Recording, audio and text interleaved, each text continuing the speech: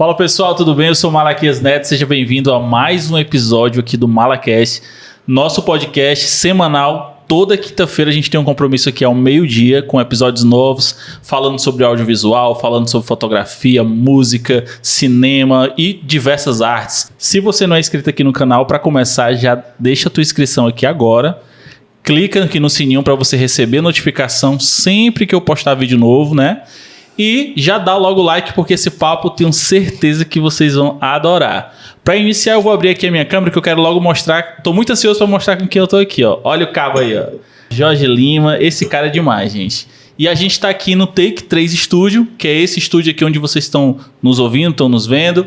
Esse estúdio é um estúdio de podcast para você que quer ter seu podcast aqui em Fortaleza. Agenda um horário, vem tomar um café com a gente aqui, que a gente vai ter várias opções para você gravar o seu podcast com qualidade. Jorginho, já vou te perguntando.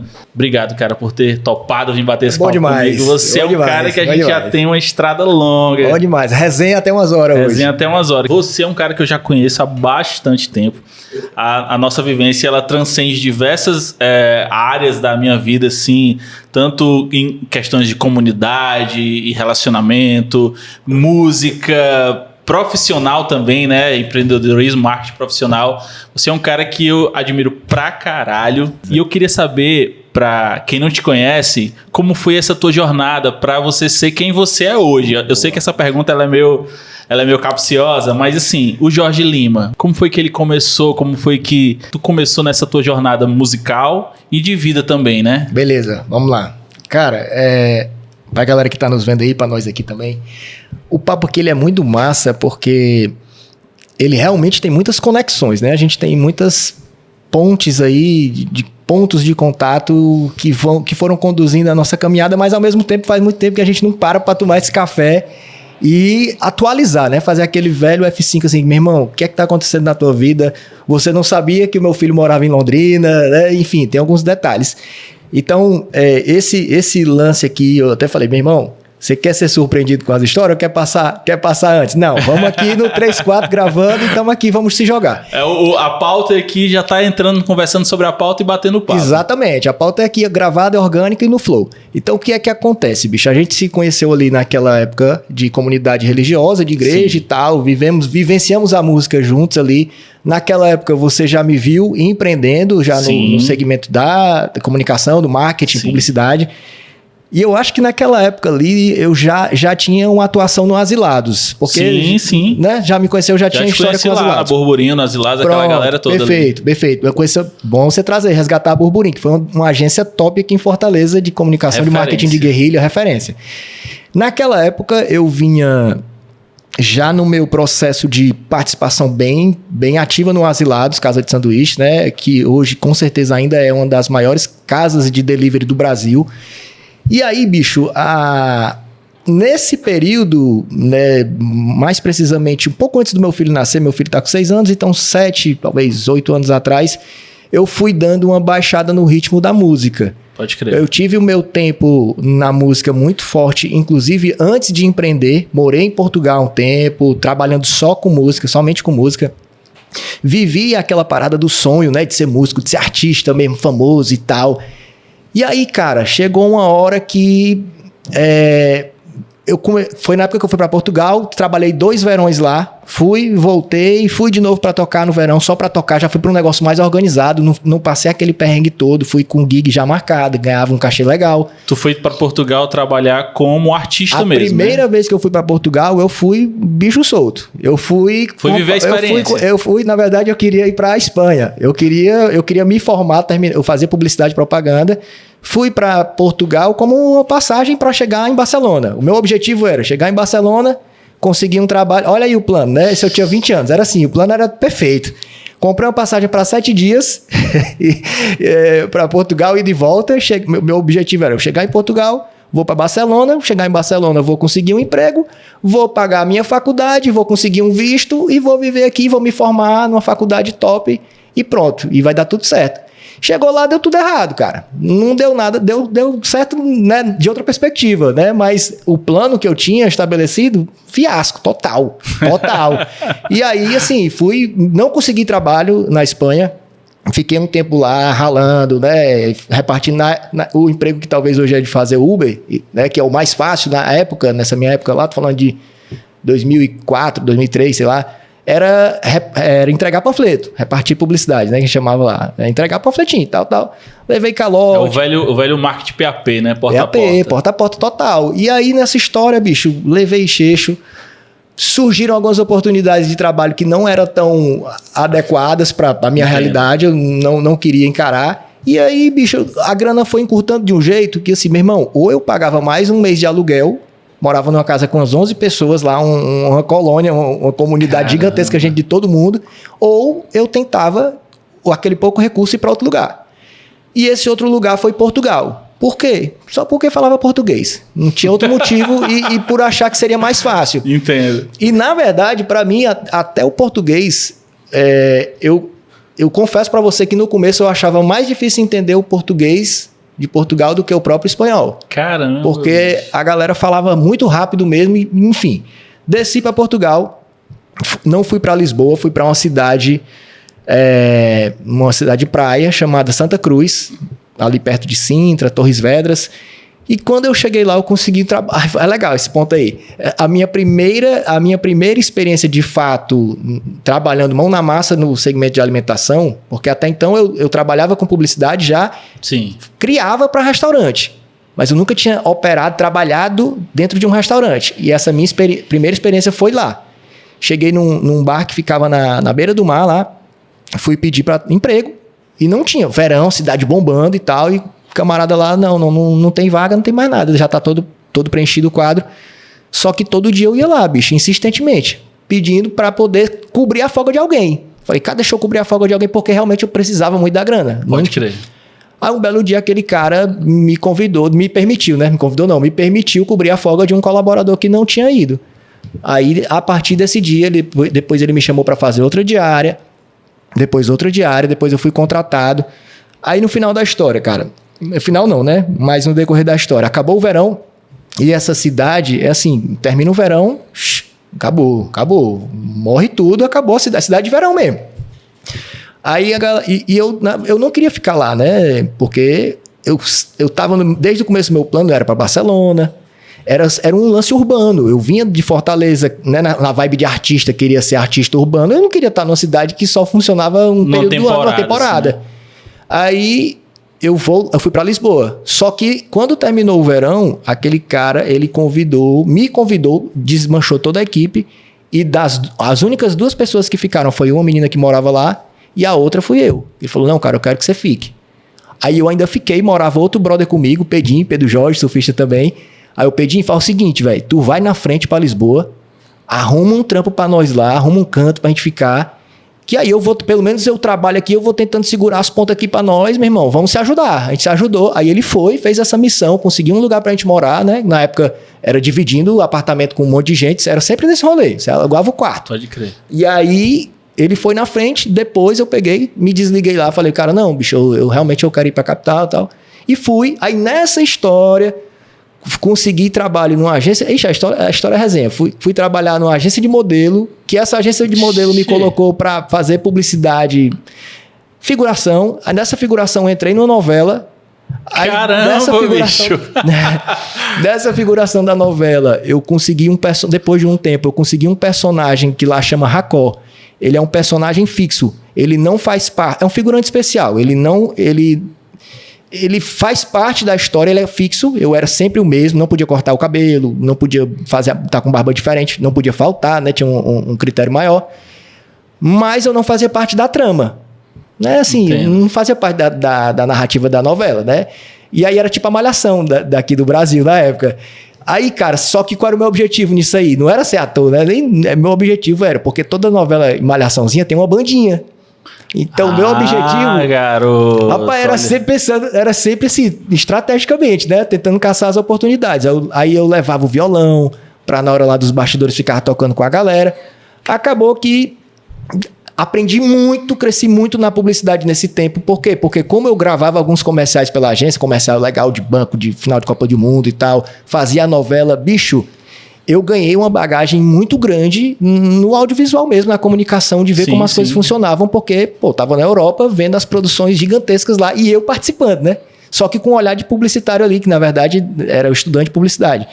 E aí, nessa história, eu consegui... Pelo fato de eu estar na novela, ser o DJ do bar, eu aparecia, né? Tinha algumas pessoas que me reconheciam. Aí um camarada amigo meu, ele conseguia vender show pra mim porque eu era o DJ da novela. Então comecei a fazer mais show. Na época, nome artístico não era Salve J não ainda. Na época era, sei lá qual era, nem lembro. Enfim, mas tinha lá nem sei, realmente eu não lembro. E aí, não sei se era Jorge Rasta, sei lá. Aí eu sei que o cara vendia lá um showzinho lá pra mim. E eu comecei a fazer uns shows legais. Toquei em festival muito legal lá, como uma atração, né, do sábado à noite e tal. Aí voltei pro Brasil. Quando terminou. Isso era que ano já? Isso era 2005, era 2006. Massa. Fiz um monte de coisa. E só que depois de passar... Essa história da novela e tal, né? Foi depois de passar um monte de perrengue. De trabalhar em obra, de levar calote também. Bicho. De trabalhar com publicidade, com direção de arte e também levar xexo. Porque era tudo ilegal. Eu não tinha papel. Eu não tinha documento. A galera não vou dizer na Europa assim, mas nesses locais que você foi... tinha esse lance de contratar na informalidade e não tratar bem, aquela coisa toda? Cara, não teve nada romantizado. Nada romantizado. Eu confesso pra você que, assim, foi uma experiência muito legal do ponto de vista do crescimento pessoal, né? Mas, com certeza, eu faria de uma outra forma hoje. Porque... Com certeza eu teria ido através de um mecanismo, com visto, com um curso atrelado. Não é que eu nem quisesse, não é que eu não quisesse isso quando eu fui. Eu queria ter um curso, eu queria me formar numa faculdade legal. Eu fiz toda a homologação dos meus documentos para espanhol, levei tudo homologado, cara. Realmente, eu consegui vaga numa faculdade. Pode crer. Só que não rolou, porque era muito caro, eu não consegui o tal do trampo que eu imaginava. Para tu poder viabilizar a parada, né? Então hoje eu fico olhando assim, cara, se eu puder, eu acho um rolê desse muito fantástico, mas eu teria realmente buscado um mecanismo que eu pudesse ir um pouco mais protegido assim mesmo, sabe, bicho? Posso trabalhar... posso permanecer no país, porque acabou a minha passagem dos 7 dias papocou, né? Uhum. Porque papocou mesmo, lógico, 7 dias, eu sabia que eu não ia voltar com 7 dias. Eu não tinha visto, acabou meu visto de turista de 90 dias lá, 3 meses. E aí, velho, então assim, aí eu já entro num cenário, você, né, qualquer imigrante, que... Topa tudo. Cara, tem que topar, e se não topar, e fica toda hora assim, com refém, né? Porque você não tem um papel, você não consegue pegar oportunidades melhores porque não tem um papel. Se levar um xexo, vai reclamar com quem? Vou recorrer a quem se eu levar um xexo? Que levei. Então, bicho, assim... Até com a música, velho. Até com a música. Teve uma tocada que eu fui fazer lá que o cara chegou e disse que não ia pagar. Porque a casa não deu muita gente. Só que nessa altura eu já tinha entendido mais ou menos como funcionava o cenário com algumas pessoas e eu não baixei a cabeça. Eu digo, não, cara. Tu acha que tinha algum lance por ser brasileiro? Totalmente. O brasileiro... Meu irmão, isso existe, isso é fato. Existe um preconceito muito grande com o brasileiro ou negro, né? Eu ainda tenho amigos que infelizmente dizem que não existe racismo. Rapaz, sei não, cara. Sei que mundo, que realidade essa galera vive de achar que não existe racismo, não existe preconceito nos dias de hoje. E então eu passei por tudo isso junto, somado, né? Porque eu sou preto, era brasileiro, imigrante, e meu irmão, ilegal. Uhum. Aí, cara, não teve romantismo, né? Aí fui conseguindo algumas oportunidades, graças a Deus, né? Realmente... Mesmo diante daquela confusão, porque eu considero como muita rebeldia aquela fase minha, aquela minha fase de viajar assim, uma fase muito rebelde, de, meu irmão, quero desbravar a Fortaleza. É isso que eu ia te perguntar. Tinha um lance também teu, pessoal, de, não, eu tô aqui pro que der e vier. Total. Que é uma coisa da juventude, né? A gente, quando é jovem, a gente tem esse lance do, eu vou aqui pro que der e vier. E aí você se encontrava numa situação em que você não conseguiu o que você queria, mas... A gana da juventude também, isso aconteceu muito contigo, total, né? Desde a saída, né, da minha saída de Fortaleza para lá, quanto a minha permanência lá. Porque a saída, ela teve... Que eu considero assim, bicho, cada característica, eu não gosto de falar que ela é um vilão ou ela é um benefício ou um malefício. Uhum. Depende de como você utiliza. Exatamente. a persuasão, a manipulação, a capacidade de ser persuasivo, ela pode ser uma coisa muito boa, como pode ser uma coisa muito ruim. Você ser um cara que consegue, né, conduzir pessoas para um determinado lugar, isso pode ser maravilhoso, como pode ser realmente uma catástrofe. Então, naquele momento que eu saí de Fortaleza, era um pensamento da minha cabeça, no meu mundo, muito ambicioso e rebelde ao mesmo tempo. Assim, meu irmão, Fortaleza é muito... sei lá, bicho, era assim, cara, esse lugar é muito pequeno pra mim, não me cabe. Olha aí, ó, eu sei que tem um lado bom e tem um lado ruim. Um pouquinho de ego também nessa parada, né? É egocêntrico, né? Não, meu irmão, não me cabe aqui não, aqui é muito pequeno. Tenho que ganhar o mundo. Pá. E ao mesmo tempo, a galera, a gente tem que ter um pouco disso também, né? Senão não vai. Senão não vai. E aí eu fui. Então, e aí pra que eu permanecesse e conseguisse cavar essas oportunidades, também tinha essa rebeldia que dizia, não, brother, você vai dar certo. O amadurecimento, ele vem no decorrer da jornada, né? Exatamente. Por isso que hoje, é muito fácil eu falar que hoje eu faria diferente, porque hoje, tô com quantos anos a mais, né? Quase 40 anos de idade. Então, naquela época, com 20 e poucos anos, não tinha a capacidade de discernir isso. E aí, lógico que hoje eu olho pra minha vida, como você deve olhar pra sua vida assim, caraca, véio, quanto... E pai de família agora, né? Então a leitura ela é dobrada, ela é a minha, que já faz ao mesmo tempo a leitura dos meus pais, né? Assim, meu irmão, olha aí, tanto de coisa que eu fiz, véio, tanto de dor de cabeça de preocupação que eu devo ter trazido. Porque imagina, hoje, você fazer um intercâmbio, você viajar, emigrar. Ontem à noite eu tava pensando nisso, cara. Você pega aqui o seu celularzinho, ó, faz uma videochamada. Na minha época não tinha, brother. Na minha época não tinha. E eu lembrei essa noite, a minha mãe, alguns dias que eu falava com ela lá, do orelhão lá, do sei lá do quê. Ela, meu filho, você não liga, mas não tinha dinheiro pra ligar, compadre. Não tinha dinheiro pra ligar. Entendeu? Exatamente. Então, a parada era diferente, né? E aí eu sei que foram... Até as experiências, né? Hoje em dia você abre o YouTube e você vê diversas experiências que deram certo, outras que deram errado, perrengues que podem acontecer. O Beabá hoje ele é mais certinho, você consegue ter uma referência. Até para você se preparar para uma viagem. Quando você vai se preparar para fazer uma viagem hoje, qualquer que seja, vou fazer uma trip na Europa, uma trip de verão, trip na Austrália. Meu irmão, qualquer trip que você for fazer hoje, quero mudar de país, quero conseguir um visto para morar nos Estados Unidos. Você vai ter 300 milhões de conteúdos ali, velho. Conteúdo bom, conteúdo ruim, conteúdo maravilhoso, conteúdo pago, conteúdo gratuito. Você tem como conseguir mais informação. Vou dar um exemplo básico. Na primeira vez que eu fiz um dread na minha cabeça, meu chapa, meu filho se falava que você tinha que passar... Era sebo de carneiro, era não sei o que de rato. Era mesmo porque não tinha informação. Eu pegava o primeiro hippie que encontrava na praia e o cara dizia e era tentativa e erro.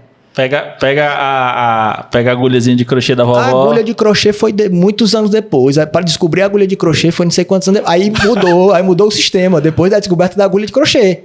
Mas até chegar na agulha de crochê, meu chapa, porque não tinha informação. Hoje, se você com certeza colocar no YouTube manutenção de dread, como fazer um dread, você vai ter zilhões de vídeos, você vai ter o número da agulha. Como é que fazia isso antes, velho? Não tinha. Então, era só a vontade, só né? Só a vontade. Sempre teve os mecanismos, mas hoje a facilidade com a qual a gente acessa esses mecanismos ela é muito maior. O que, por sua vez, faz... Às vezes as pessoas não darem o devido valor àquilo que está no seu alcance. Por quê? Porque é muito fácil. Então, quando a gente rala para conseguir o que a gente tem, a gente sabe o valor que tem. Quando está tudo muito fácil. Por que a gente não valoriza esse bem aqui preciosíssimo chamado água? Por que a gente não valoriza esse bem? Porque a gente acha que esse recurso é ilimitado. Que ele nunca vai acabar. Mas esse recurso aqui, cara, ele tem limite e muito. E precisava ser bem tratado, mas a gente não tem, enquanto senso comum, comunidade, a consciência disso. Por quê? Porque você abre a torneira e sai água. É muito difícil a gente ter uma perspectiva para frente, para o futuro. Inclusive, anteontem eu estava num show, fui assistir um show de humor do Moisés Loureiro, e ele fez uma piada justamente com relação a isso. Era uma piada, sim, mas, tipo assim, a vida do ambientalista, do cara que defende a ecologia, a natureza, é muito difícil porque ele tem que explicar para uma pessoa que uma ação que ele fizer hoje aqui, o problema vai vir daqui a 200 anos. Mas eu só estou preocupado em chegar no final do mês. Eu não estou preocupado com o que vai acontecer em 200 anos. É doideira. É doideira. E nessa fase da rebeldia do ápice, né, da juventude ali e tal, isso aí é mais latente ainda. A preocupação é o agora, velho. É o hoje. Só que não é o momento. Só que não é o momento, porque eu ainda acho que essa perspectiva ela também é preciosa. Você viveu hoje, porque de fato é o que a gente tem. O ontem já passou. Uhum. Eu posso estar fazendo uma leitura aqui com você do que aconteceu nessa viagem, não sei o que, tal. Só que eu não mudo. E também, se eu viver a minha vida pensando somente no amanhã, eu não vivo. Aí eu morro de ansiedade e fico doido. Então, no final das contas, a gente só tem o agora. Isso é, inclusive, uma música que eu tenho para lançar logo mais. Mas, assim, só que o olhar pro agora, o viver o agora, também não pode me anestesiar e me cegar para o dia de amanhã, minimamente, cara. Pô, de saber, meu irmão, eu tenho um filho, tenho pessoas que hoje dependem de mim. Então, começar a pensar nos detalhes que lá atrás não pensava. Não, previdência privada, pô, alguma coisa... Se eu vier a faltar, tem a pergunta-chave que um vendedor de seguro vai te fazer. Uhum. Tem alguém que depende de você? Se você morrer, fala você morrer, se você vier a faltar, tem alguém que vai, né, ficar mal aí porque vai depender do seu recurso? E é verdade, cara. Então, assim, só que essas provocações, ou essas reflexões, a gente não faz nessa época da rebeldia. Não, meu chapa, eu quero viver tudo que eu tenho pra viver e tal. E aí, bicho, assim, eu sei que nessa história... Consegui algumas oportunidades de trabalho na música, que foi onde eu mais consegui ali me escapar financeiramente, porque os outros trabalhos eu tinha muito mais dificuldade por conta da falta do visto, do papel. E voltei. Decidi... Sempre foi pra ti algo equivalente assim à questão da publicidade e da música? Tipo, você queria viver uma carreira plena nos dois, ou tinha algum momento onde tu pensou, não... Quando a música ficar aqui, eu vou impulsionar. Não, quando a publicidade ficar aqui, eu vou impulsionar e deixar a música de lado. Não. Como é que é isso pra ti? Naquela época... Esse equilíbrio, essa balança. Quando começou, não existia esse pensamento, porque eu não tinha capacidade, maturidade de ter esse pensamento. Naquela época, era um sonho. Eu quero tocar porque eu gosto de tocar e quero fazer publicidade porque me dá dinheiro. É porque começa um pouquinho antes, né? A primeira tocada que eu fiz remunerada foi com 14 anos de idade no Estaleiro. Numa festinha com uma banda de rock que eu tinha chamado Soberania Zero, sendo rock. E aquilo ali que começou por volta dos 13 anos, 12, 13 anos... Aquilo ali, cara, era pura diversão assim mesmo, pô, dos meninos aprendendo a tocar junto dentro de um estúdio, e até que chegou ao ponto de conseguir minimamente organizar um repertório e tocar numa festa recebendo um cachezinho lá. E aí a partir daí começou. Então com 14, 15 anos de idade já vinha remuneração, já tinha desde o cara que pagava aquele cachê mesmo, ou então o promotor do evento que fazia o evento e dizia assim, ó, vocês vão tocar, mas vocês têm que vender tantos ingressos e vão ganhar tantas cortesias. E pra gente tava massa, meu irmão, porque a gente agitava no colégio, vendia os ingressos, fazia a moral com as gatinhas da cortesia, e era aquilo. Até que começaram a vir as primeiras composições, aí aquilo começa a tomar, assim, um outro pensamento, né? Comecei a escrever, então eu comecei a escrever também mais ou menos nessa época, dos 14, 15 anos. E eu até hoje eu tenho algumas dessas letras aí e tal, né? Não deprecio, lógico que eu vejo assim, meu irmão, eu tava aprendendo a ler, consequentemente a escrever. Quanto mais leitura eu tenho, quanto mais vocabulário eu tenho, né, melhor eu vou conseguir escrever. Quanto mais referência eu ouvir musical, melhor eu vou conseguir produzir alguma coisa, pensar, né? Eu escutei uma frase, nem sei quem foi que falou, mas cara, isso me gravou. Assim, meu irmão, tenha uma referência muito boa e seja uma cópia. Faça uma cópia muito boa. Tu tinha um mentor musical na cidade, ou era um lance muito de ti? Tu cresceu, tipo assim, no teu lar, ele era musical? Não, cara, não. Isso não rolou. Tive Foi natural, aflorou em tu isso. Foi. E aí foi junto com aquela galera da escola, que era muito amiga, a gente foi cultivando isso juntos. Mas tivemos os apoios dentro de casa, né? Pô, meu irmão, não tinha dinheiro para comprar um instrumento. Não tinha dinheiro para, né, um amigo que tinha um estúdio, para montar o estúdio. Foi a família dele que bancou. Os pais da gente que levavam um para casa do outro para poder ensaiar. Tudo isso foi investimento. Eu estudei no Conservatório Alberto Nepomuceno, então foi investimento. Mas não foi aquele lance, não, o meu lar respira música que a galera... Não teve. Então, e o meu gosto musical ele é bem diferente do da galera lá de casa, mas tive muitas referências boas. Até hoje eu estava conversando esses dias com a minha irmã, falei assim, cara... Eu boto o CD do Fagner, né? Falando do Robertinho, que teve aqui. Eu boto o CD do Fagner pra tocar, velho. Meu irmão, eu sei cantar todas as músicas. Só que eu não lembro de onde é que veio, brother. Eu só sei que eu sei. Então, provavelmente foi das nossas inúmeras viagens pro interior, da família, tal, minha irmã, meu pai ouvindo, e isso ficou. E ficou até hoje. E aí, nesse lance, né, assim, cara, quando a gente tem uma referência só, você vai conseguir fazer uma cópia, um plágio. Agora, quando você tem muitas referências, aí você consegue fazer algo a partir daquela pluralidade de coisas, você consegue fazer algo novo a partir daquelas referências. Não é que você esteja inventando a roda, mas é que tem tanta coisa já no seu DNA, tanta coisa boa, tanta referência boa. Isso aí eu tô linkando pra mim, isso tem tudo a ver com a propaganda. Sim. Com a publicidade, com a direção de arte. Meu irmão, se o cara não tem um senso crítico e é uma bagagem criativa, né? É um cara que gosta de absorver referência, de ler as revistas, de ver os anuários, de ver por que é que tá dando certo, o que é que tá dando errado. Só que aí vem outro lance, né?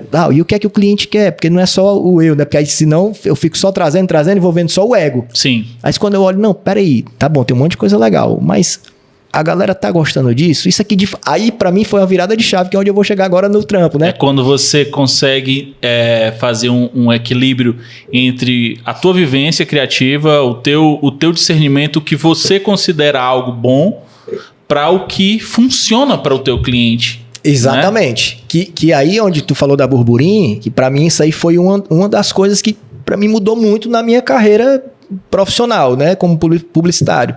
Foi quando eu entendi, cara, não adianta só eu ser criativo, não adianta só eu fazer uma campanha, porque na época a Burburinho, ela tinha uma defesa, uma missão mesmo. Você vê, até hoje eu sei a missão da Burburinho, cara. É uma agência de dar o que falar. Eu gosto de trabalhar na criação, na perspectiva de missão assim, velho. Que não seja aquele negócio administrativo que você faz um texto gigante que tem que ficar lendo toda vez que você vai apresentar num canto. Missão da Burburinho, ser uma agência de dar o que falar. A missão do Asilados, matar a fome em tempo recorde. Pronto, velho. Todo mundo lá sabe, velho. Porque isso é essência, isso é verdade. Eu, na consultoria, né, como um profissional estrategista, eu não faço missão, não escrevo missão de nenhuma empresa. Eu posso ajudar na parte de redação da coisa ali, né, de deixar o negócio mais bacaninha. Ou ajudar a pessoa a descobrir a missão. Mas eu não vou fazer a missão pelo outro. Porque aquilo ali tem que partir de dentro para fora. Uhum. E não adianta eu entubar uma missão para dentro da empresa e no dia que eu sair da consultoria, como é que a missão se sustenta? Porque se o dono, o empreendedor, né, enfim, quem tá lá guiando a parada não vive aquela missão, aí não vai funcionar. É verdade. Então eu não faço. E aí naquela época da Burburinho, né, que tinha uma missão de ser uma agência de dar o que falar, é porque ela queria dar o que falar. Era leite de pedra, era fazer ação que viralizasse, que ficasse no boca a boca da galera, que a galera lembrasse. Pô, igual a gente fez, do próprio Asilados, né, no dia que o Asilados fez entrega de bote, a gente fez o Camaro cor-de-rosa nas 6 Bocas, saímos fazendo entrega de rosa no Dia da Mulher com o Camaro. Na época que o Camaro tava no hype, a gente adesivou.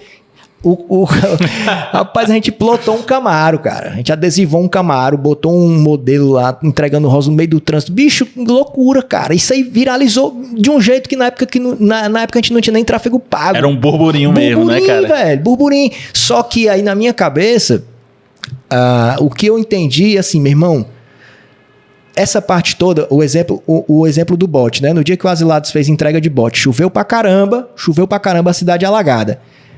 Aí uma pessoa, o Leopoldo, tu lembra do Leopoldo? O Leopoldo no Facebook, não existia tráfego pago, não existia nada disso aí.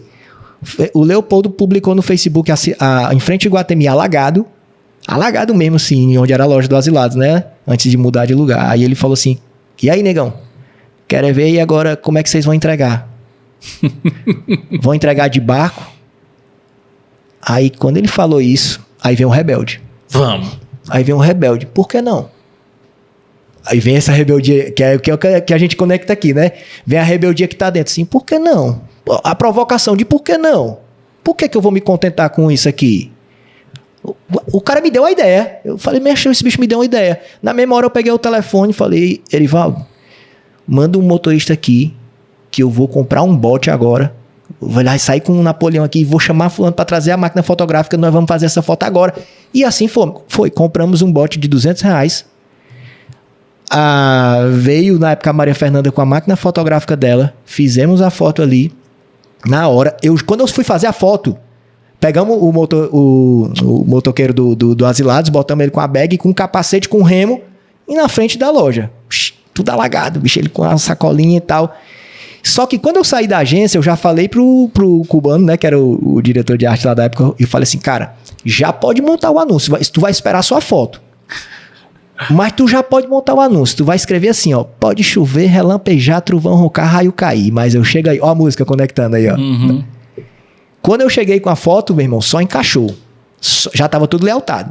Bicho, isso aí viralizou de um jeito. Eu lembro. Foi uma coisa assim que todo mundo compartilhava. Todo mundo, mano. E olha que foi numa época onde compartilhamento nem era uma coisa assim que... Mas aqui na cidade, eu acho que até pra fora da cidade, essa foto, esse anúncio apareceu pra muita gente. Foi. Aí o que acontece? Aí... Depois disso, a gente fez aquele anúnciozinho de case, né, da ação, porque realmente foi um estrondo, assim, a ação foi maravilhosa, saiu tudo quanto foi portal e tal. E aí, só que a gente foi colocando os números, eu não lembro exatamente os números, tantos mil compartilhamentos, tantos mil comentários, tantos blogs que saíram, tantos portais. Só que isso tudo era para alimentar o ego do publicitário. Por quê? Porque fiz um negócio massa e tal, viralizou, todo mundo falou. Só que pra gente, no final das contas, o que foi mais importante, que isso a gente colocou nesse anúncio, né? Foi a última linha. Nesse dia, que era uma sexta-feira, se não me falha a memória, foi recorde de venda no Asilados. Normalmente o recorde de venda é no domingo ou no sábado, nessa ordem. Uhum. E esse dia era uma sexta, chuvosa, e nesse dia foi recorde de venda. Porque as pessoas viam um anúncio e disseram, macho, não acredito não, vou pedir só pra ver se chega mesmo. E nessa história foi recorde de venda. Aí sim, aí pra mim, essa virada de chave no segmento publicitário. Do artista, né? Quem é um artista? O diretor de arte, o redator, o criador, né? O criativo. Eu digo, cara, não adianta só ter uma campanha massa, que todo mundo vai achar, bater palma, achar lindo, muito bem diagramado e tal, o contraste muito bem colocado. Só que se não vender, papai, não sustenta, velho. Se o cliente não comprar, se no final das contas o cara não fizer o pedido, meu irmão, não funciona, não gira a economia. Tem que ter um propósito, tudo isso aí tem que ter um propósito. Esse caminho todo, ele tem que ter um propósito, um lugar que vai chegar. Tem que ter. Seja o propósito de fechar a conta, seja o propósito de você conseguir transmitir uma mensagem, de você, enfim, qualquer objetivo que seja, aquisição de novos usuários, aí vai um zilhão de coisas, expandir praça, entrar em outro mercado, abrir uma nova culinária, aumentar o mix de produto, ou não, no meu caso, ser um mensageiro de fazer uma música que alguém escute, cara, e se identifique, e não é quantidade. Aí onde vem, tu perguntou, cara, tu sabia onde é que ia chegar? Linkando aqui, ó, a memória tá boa. Tu vai pergunta, né? Se eu sabia se ia ser profissional, né? Ou se era publicitário, se ia ganhar dinheiro e depois ia ser músico. Não, no começo eu queria só tocar e fazer show e ser famoso. Aí eu vi que não, mas eu tenho que estudar. Eu tenho que ter alguma coisa, porque eu também não vou... Eu não, diferente do Robertinho, né? Que eu até assisti o podcast quase todo dele, eu acho. Eu não tinha aquela convicção de que eu queria ser músico profissional, enfim...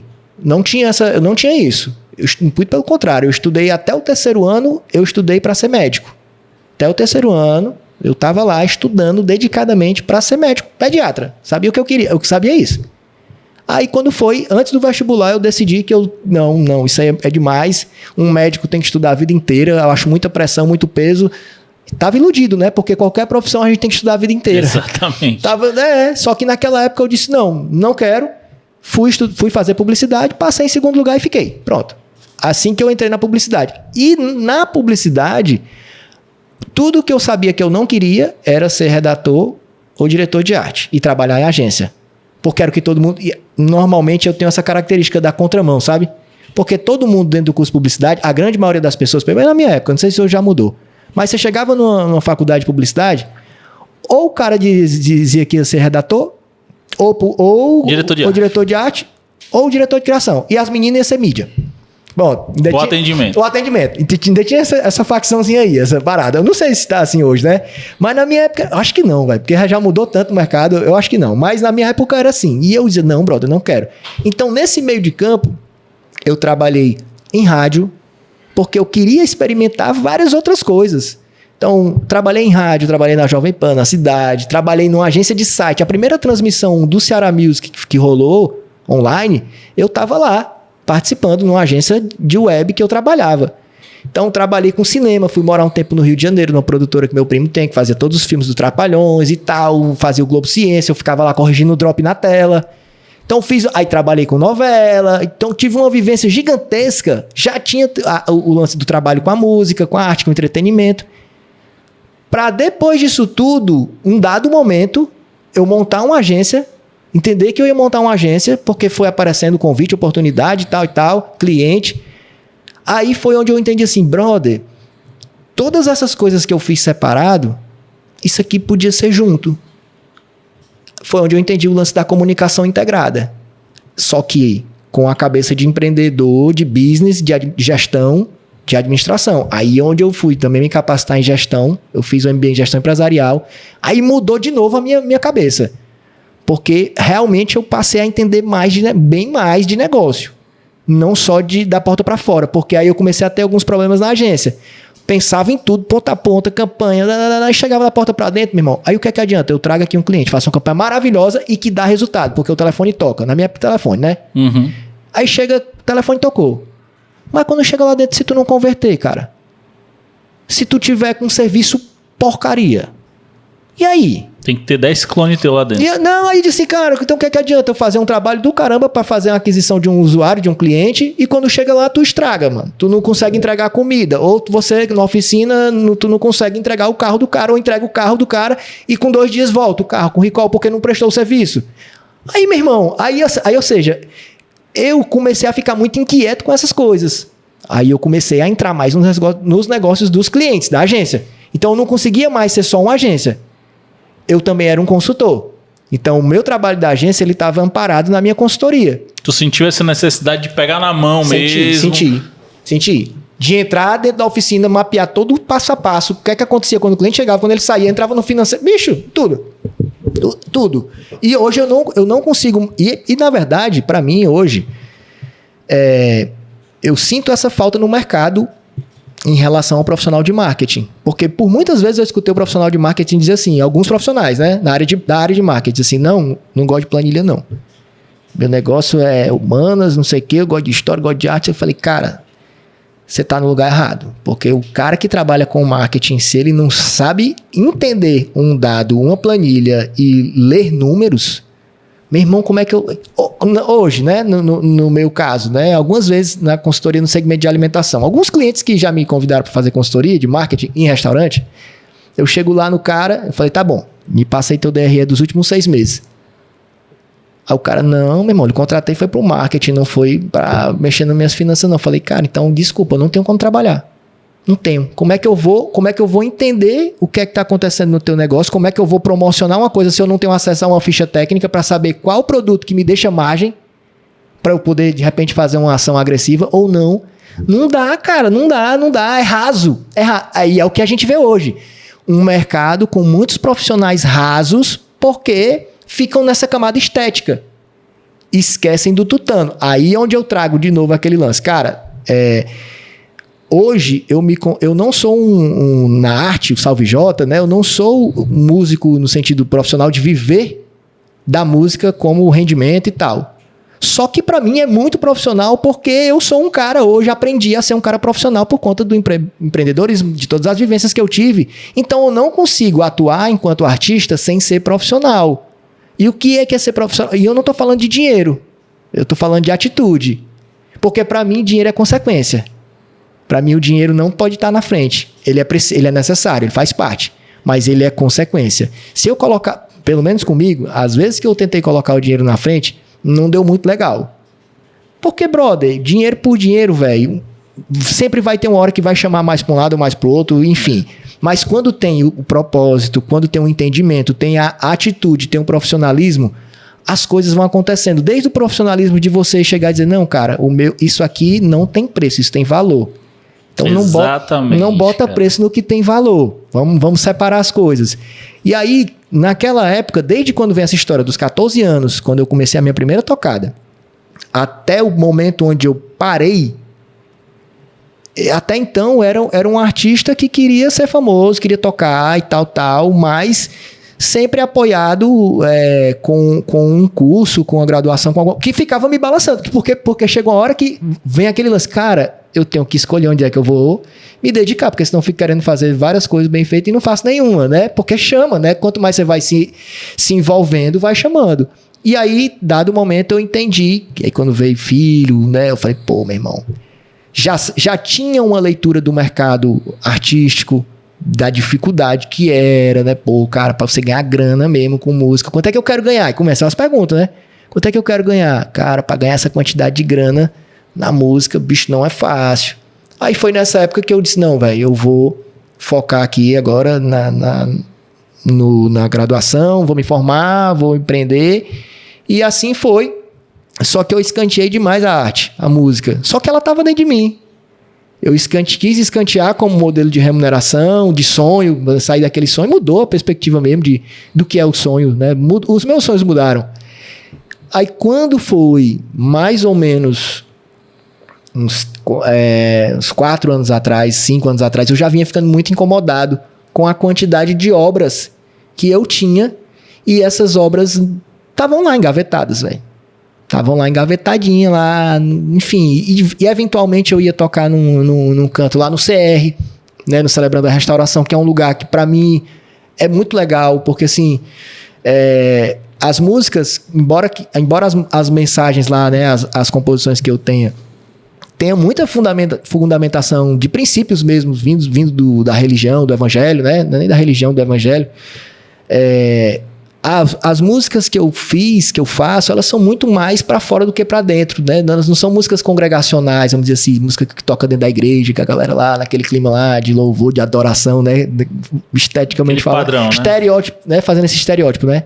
Do que é louvor, que é adoração, que a gente vai nem entrar nessa pauta, mas assim, as minhas músicas são muito mais pra fora, cara. Sempre foi música da periferia, muito mais marginalizado, muito mais de protesto. Tenho muita música de protesto. Inclusive, vou lançar uma música agora hoje, eu vou fazer um pré-lançamento. Chama Aviãozinho. É uma música que fala, cara, de uma forma muito protestante sobre a realidade do avião. Faz até uma história, né, de duplo sentido. Brincadeira de criança é fazer aviãozinho, mas quando é de papel. Porque não é essa a realidade que a gente vê hoje. A gente vê criança fazendo aviãozinho, mas não é de papel. Uhum. Então, essa música, velho, é uma música que protesta sobre isso. E eu tô falando, cara, assim, fala que bala na cara já virou clichê e tal. E eu não tô falando isso numa visão do cara que fala, o cara com aquela fala tosca lá que bandido bom é bandido morto, né? E eu não tô falando isso alheio, porque aqui nessa cidade mesmo eu já fui vítima de 2 tentativas de assalto, uma com bala. E essa música, ela provavelmente nasceu por consequência dessas vivências. E uma das vezes, foi ali perto da Praia do Futuro, uma das tentativas foi com um bando de crianças que entraram no meio da avenida, colocaram a arma para tentar me roubar. Uma vez foi assim. E a outra vez foi literalmente o cara com a arma e ainda atirou. Aí, brother, assim, e essa música surgiu depois, não foi imediato, mas foi um conjunto de coisas. E quando eu trago esse protesto, não é desejando que, assim, cara, bandido bom é bandido morto. Não, cara. Não é isso, velho. A realidade é diferente. Semana passada, eu fui tocar no aniversário de 4 anos do projeto Seed Surf. Pega essa daí, velho. Fui tocar lá, nessa celebração de 4 anos de um projeto que atende crianças da Praia do Futuro. E, meu irmão, eu fui lá, toquei uns Bob Marleyzinho, toquei a música Firmamento. Ali já me quebrou. Ali foi a primeira quebrada que eu levei. Fui lá só pra fazer mesmo aquele papelzinho lá de música, né, na minha cabeça, né? Música ambiente ali pra galera que tá chegando, receber o povo. Toquei uns reguezinhos e tal. Quando a gente começou a tocar Firmamento, meu irmão, tu não tem noção da vibe daquelas crianças. Eram umas 20 crianças. Meu irmão, aquela música, ela é um mantra dos meninos, velho. Uhum. Aí é onde eu conecto aqui. Cara, não é quantidade. Essa música, assim, e por acaso, eu tenho música que tá em playlist editorial do Spotify até hoje, Música no Coração, uma música que já vai para mais de 100 mil plays, tal, foi bem trabalhada, lançamento massa. E essa não. Firmamento é uma música que tá lá, poucos plays, mas não é o play. Não é quantidade. É a qualidade e o acesso que essa música tem na vida daquelas crianças. Aí eu fico assim, meu irmão, essa música que estava engavetada, e que eu resolvi deixar essa procrastinação de deixar pra depois, de não fazer, e fiz e lancei a música. Projeto Orla.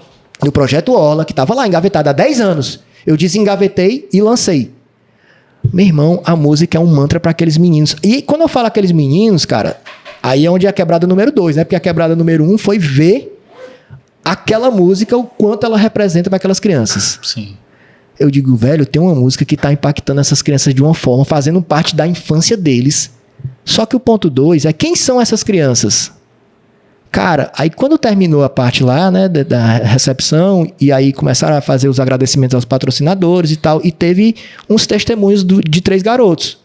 3 meninos, um de, sei lá, de 6, 7 anos, talvez um de 9 e um devia ter uns 12 anos. Primeira coisa em comum entre os 3, nenhum dos 3 tem pai. Cara, o moleque lá se emocionava, os moleques se emocionavam, velho. Um deles falou que presenciou, que ele tinha um sonho. Olha a doideira, e aí eu tô falando isso pra gente ver o contraste do cara que fala bandido bom é bandido morto, né? Um deles falou que ele tinha um sonho, e o sonho dele era ser batizado. Mas não era batizado, né, o contexto que a gente entende das águas. Tradicional. Não, batizado pelo Comando Vermelho. Queria ser batizado na facção. E esse mesmo menino, depois ele viu o irmão dele ser assassinado e a mãe dele tomar 12 tiros. E depois ele foi batizado de fato nas águas, né? Ele conheceu o Projeto CID, enfim. Aí o outro moleque lá era chamado de burro porque não sabia ler, escutava vozes dizendo para ele se jogar porque ele não valia nada. A professora falava que ele era burro e ele escutava vozes dizendo para ele se jogar porque ele não valia nada. Esse menino foi acolhido pelo projeto, sabe ler hoje, não tem pai também, viu o pai ser assassinado, sabe quem assassinou. E ele falando, tá? O menino falando, eu sei quem matou meu pai e naquele momento eu queria me vingar, eu queria pegar uma arma, porque tem acesso à arma, é normal, e queria matar o cara que matou o pai dele. Aí, brother, o cara que diz assim que bandido bom é bandido morto, o cara não entende que uma criança que nasce nesse contexto, ele nasce com um sonho de fazer parte de uma facção. Ele quer ser, ele quer pertencer, né? Exatamente. A criança que nasce nesse contexto, na verdade, qualquer criança de qualquer lugar, qualquer classe social, as crianças elas crescem querendo pertencer a algo. Às vezes eles não conseguem esse pertencimento dentro de casa, com a sua família, porque às vezes tem uma família disfuncional, aí não tem um pertencimento na escola, aí dependendo da realidade, se a realidade dele, onde ele mora, onde ele foi criado, o que é o grande ali? É a facção. Exatamente. Então ele quer pertencer a algo. Exato. Entendeu? Exato. E é o que pra ele é o que dá destaque, né? É o que dá destaque, é o que tem poder também, é o que é legal. O fato é esse, pô. Igual quando a gente vê o jogador da bola, né? Por que os meninos, são tudo fã do Neymar? Porque o Neymar tá no hype e tal. Então os caras vê lá quem tá no hype dentro da comunidade deles, ele quer ser aquilo, velho. Aí... Quer ser notado. E aí o moleque pega e fala. Ou seja, ele convive, ele cresce com esse sentimento com essa necessidade de pertencimento, cresce lidando com vários sentimentos, inclusive o de vingança. Meu irmão, velho. Aí, tipo assim, o cara que lidera esse projeto hoje, ele começa a fala dele se identificando, né? Se apresentando como um cara que fazia 4 assaltos ali na Praia do Futuro por dia. Caramba. Ele era um cara que fazia 4 assaltos por dia. E aí, ele encontrou algo que mudou a vida dele, mudou o sentido da vida dele e faz hoje ele ter esse projeto e tentar trazer outras crianças para perto disso. Aí eu escuto, pra mim é muito agressivo escutar a fala, diz assim, porque aquele cara, ele era tido como bandido. E que bom que ele não morreu. Que bom que ele não foi um bandido morto. Que bom que ele foi um bandido que teve uma restauração na vida dele, uma virada de chave, e que hoje ele tá fazendo essa virada de chave se multiplicar e virando a chave de vários outros, inclusive das crianças que vivem nessa situação. Por isso que quando eu escuto aquela galerinha cantando uma música minha, então não é qualquer galerinha não, velho. Não é 20, tô falando de 20 milhões de plays, que de repente não falam nada, que é só play, stream, nada, só pra... Não, velho, são 20 milhões, são 20... Nem sei quantos plays são, porque talvez nem tem, porque eles escutam a música muito mais no orgânico lá, no projeto, velho. Aí eu digo, caramba, brother, olha o poder disso, mano. É o lance do valor que você falou, né? Exatamente. Isso não tem preço, mas tem valor. Não tem preço. E quando eu não quis falar isso lá no dia, porque não precisa falar. Mas dentro de mim, assim, eu digo, pô, mano. Porque eu fui tocar lá como brodagem também, né, velho? Fui lá e tal, fui de última hora. O Rafios que me chamou de última hora, fui lá fazer. E quando eu saí de lá, velho, eu saí tão impactado, velho, que eu digo assim, cara, isso é impagável, não tem cachê que pague isso. Não tem, eu tô falando de mim, não tô falando deles não. Eu tô falando assim, cara, não tem cachê que pague o que eu vi hoje. Não tem cachê que pague o que eu pude presenciar. Não só dos moleques cantando a minha música, aquela música que estava engavetada e que eu tomei a decisão de, não, cara, chega, vamos fazer alguma coisa com isso. Mas não só isso, mas o valor que teve ali no meu recebimento de ouvir a fala daquelas crianças, velho, e dizer assim, meu Deus do céu, brother. É algo que tu vai levar pra vida toda. Lógico, porque confronta com a questão do ontem, do hoje e do amanhã. O que é que eu tô fazendo? Que foi por isso que eu voltei a fazer música de novo, né? A produzir esse cara. O que é que eu tô fazendo? O que é que eu vou fazer? O que é que eu quero deixar de legado? Pô, ontem pra mim, naquele dia, na verdade, né? Foi assim, eu digo, pô, meu irmão, eu já posso considerar que tem um legadozinho aqui. Porque tem uma música que tá impactando uma geraçãozinha, cara. E essa música que eu vou lançar agora, Aviãozinho, eu vou falar pra eles, né? Eu queria que fosse uma nova música pro repertório deles, pra essa fase deles. Porque é uma música que tem muito a ver com o que eles vivem. Então, eu venho com essa pegada dessa música de protesto, várias outras músicas. E quando eu tocava de vez em quando em algum lugar ou outro, eu recebia feedbacks da galera. Pô, macho, essa tua música aí falou comigo. Às vezes, na brodagem da roda de compositor mesmo, né? Tem uns amigos outros que eu troco quando faço uma composição. Tem alguns amigos que eu gosto de compartilhar para ser criticado, né? E aí, um belo dia, eu mandei uma mensagem de uma música minha que eu tinha feito para um brother e o cara respondeu um dia depois, mais ou menos. Aí o cara mandou um áudio, velho. Tipo assim, meu irmão. O cara mandou um áudio meio choroso, sabe? Agradecendo esse cara. Você não tem noção do quanto essa música foi importante eu escutar agora. E ele falou assim, você não tem noção do poder que a sua música tem. Meu irmão, não pare. Aí, bicho, assim, aí eu escuto isso. Cara, outro dia, na última vez que eu vim aqui, que eu lancei uma música chamada Vovô, que foi uma música que eu fiz pro meu filho. Toquei ela lá no Sal, no Surfista de Cristo lá, né?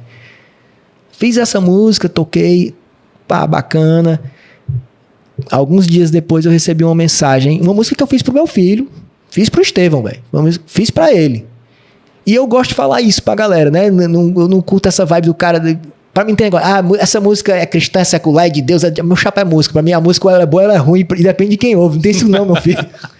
É a música, velho. É a música. Como ela vai falar com você, como você vai usar, como você vai se identificar, é problema seu, meu chapa. Aí eu fiz questão de dizer que essa música eu escrevi para o meu filho chamado Estevão. Pronto. Só que para eu escrever uma música pro meu filho, ela tem uma bagagem de um monte de vivência minha e me faz escrever aquele verso. Como eu sei também que se eu quisesse hoje, eu poderia usar a composição, né, a arte de compor como um ofício e podia escrever um monte de coisa para tentar ganhar dinheiro. Eu vejo muito a composição, o ato de você compor, como você, tipo assim, é uma parte de você que você tá colocando ali naquele papel. Seja algo pessoal ou seja a tua vivência, mas em forma de poesia. Você não deixa de ser você aquilo ali. Exatamente. Mas ela também poderia não ser. Porque às vezes você tá gravando um filme para alguém, você vai fazer uma campanha, um clipe, às vezes você não tá traduzindo a sua mensagem, você tá traduzindo a mensagem de outro. Eu poderia hoje, com a técnica de composição que eu sei que eu venho adquirindo, eu sei que eu poderia escrever músicas que não falam comigo, que não dizem respeito sobre mim. Podia escrever aí, sei lá, um sertanejo, um hit aí, eu poderia tentar escrever vários hits. Só que não é o que eu quero. E não tô falando que isso é errado, não. Pelo amor de Deus. Uhum. Tem muita gente que vive hoje de composição e vive muito bem. E é como qualquer exercício. Quanto mais você escreve, velho, você vai escrever... Pô, outra vez um brother perguntou pra mim, mas como é que... Lá atrás, como é que tu faz pra escrever uma música assim e tal, uma música legal? Eu falei, cara, tu vai escrever 10 e 9 vão ficar pai e 1 vai ficar legal, mano. Quanto mais tu escrever, mais chance tu tem de fazer mais música legal. E lógico, para você escrever bem, né, na minha visão, dependendo do tipo de música que você escreva, mais você vai ter que ler. No caso das músicas que a gente vê hoje, dos streams, que são as mais bombadas, aquele cara que escreve uma composição daquele tipo ali, ele entra numa atmosfera de uma vivência. Não é na leitura, não é na leitura do livro de poesia, não é, enfim, num livro, sei lá, que vai trazer um vocabulário. Ele entra no vocabulário no sentido do que a galera consome. É muito inteligente, cara, porque às vezes a gente é preconceituoso e vê, essa música é um lixo. Não, cara, o cara que escreveu essa música, ele é um gênio. Ele teve uma visão tá inserido naquela atmosfera ali, respirando aquilo ali, e aí ele vai liberar aquilo. Teve uma visão de mercado, viu o que é que tá consumindo, porque isso é trabalho, velho, isso é labor. O cara teve uma visão de mercado, vê o que é que o streaming tá consumindo, e ele vai ver, pô, quais são as playlists que estão bombando, quais são as músicas que estão no hype, o que é que essas músicas falam, sobre o que é que elas falam, pô, vou escrever sobre isso. E vai, brother. Só que, de novo, isso aí a gente sabe que tem data de validade. Todas essas músicas, elas são muito taxadas pelo tempo, né? Tem data de validade. São músicas que vem uma, hoje sai amanhã, vem, e o cara continua maquinando ali, inúmeras. Não é esse o meu caminho artístico. O Salve J, ele não veio pra isso. E não tem problema quem tá aí pra isso. Não tem problema nenhum. Firmamento já tá há quantos anos aí, né? Tocando pessoas. Quantos anos? Só eu conheço Firmamento há pelo menos mais de 10 anos. Exatamente. Então, o que me fez voltar pra música hoje, né? Quando voltando agora, cara, o Salve J, e aí qual o plano? É dividir grana e... Não, cara, hoje assim, o Salve J, ele surgiu...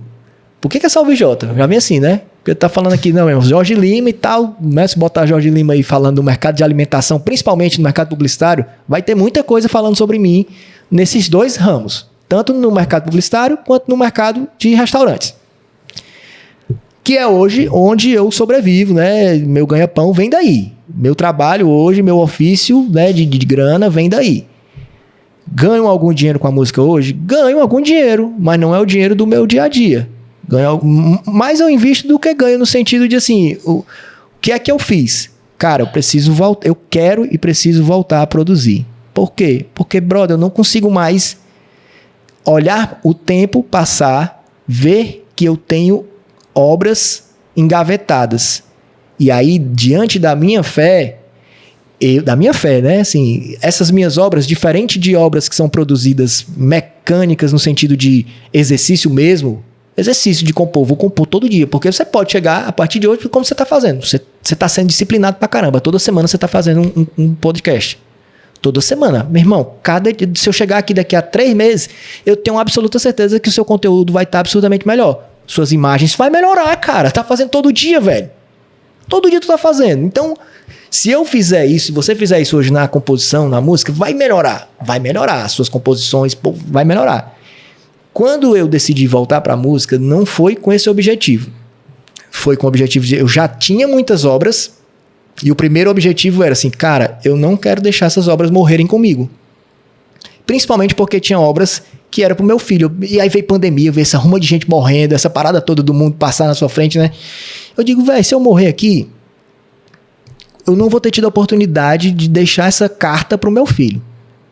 Então, esse foi um dos maiores motivos de eu voltar a produzir. Só que...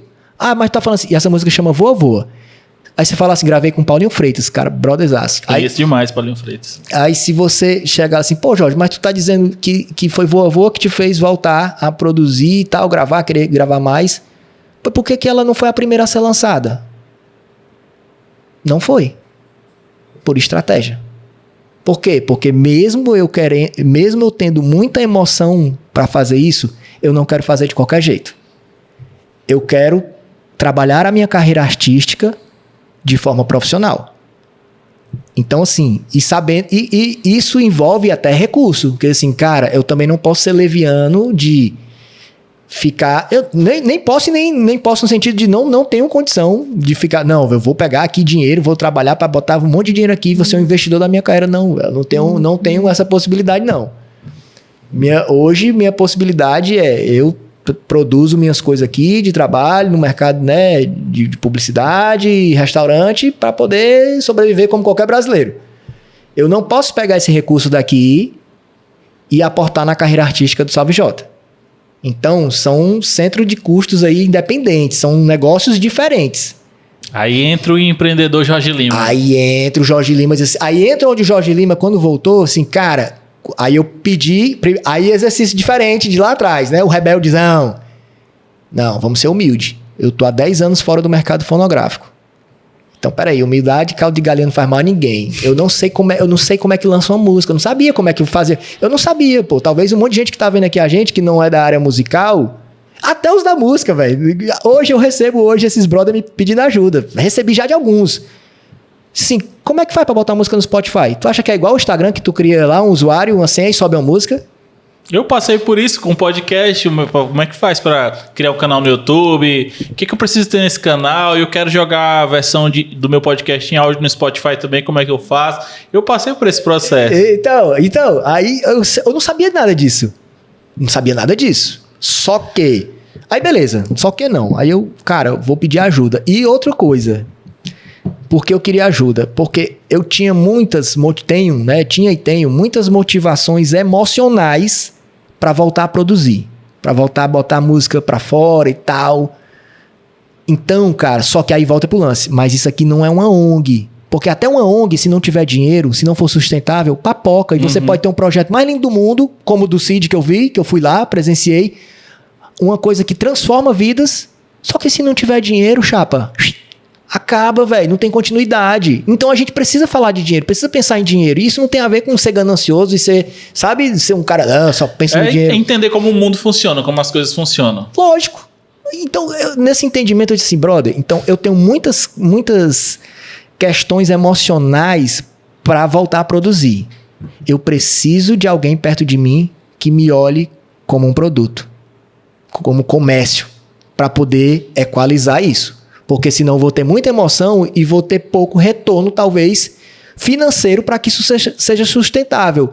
E qual é o objetivo? É ficar rico? Não, não é ficar rico. É que isso seja sustentável. É que o que eu produzo como Salve J, ele minimamente consiga me deixar continuando a produzir como Salve J. Por quê? Para gravar uma música, meu chapa. Tudo bem, uma vez ou outra você tem um brother que vai gravar uma música para você, na brodagem e tal, mas, cara, é o trabalho do cara, velho. Trabalho do cara. Eu não posso chegar pro Robertinho e ficar toda a vida, ei, Robertinho, grava uma bateria pra mim. Não, velho. O cara que faz uma mix, uma master. Não dá, meu irmão. Eu consigo tirar muito leite de pedra. Por quê? Por conta da bagagem. Direção de arte. Eu faço a direção de arte dos meus trampos. Até agora, todas as minhas capas, campanhas, não precisei pagar ninguém. Por quê? Porque eu faço. Mas o artista que não sabe manipular um Photoshop, um Illustrator, fazer uma foto, enfim, gravar um vídeo. Então, muita coisa eu consigo hoje trazer para o Salve J algumas vantagens, que aí uma pergunta lá, né, que o meu parceiro Flakes, né, que foi o cara que eu procurei. Felipe Flakes. Procurei o Flakes. Quero que ele venha aqui bater papo comigo. Flakes vai ter que vir. Eu procurei o Flakes no começo. Falei, Biombo, né? Biombo. Falei, cara, preciso da sua ajuda. Eu não sei o que é que eu faço. Aí não, beleza, vamos traçar um caminho. Construímos a persona do Salve J. Não existia o Salve J ainda. Era o Jorge Lima. Você entrava no Instagram do Jorge Lima, curso de delivery, falando de um monte de coisa. Aí ele falou assim, meu irmão, vamos lá, o Spotify vai chegar aqui, a plataforma vai fazer. O curador, que é o cara que escolhe qual música entra, a gente faz uma música, sobe na plataforma, música legal.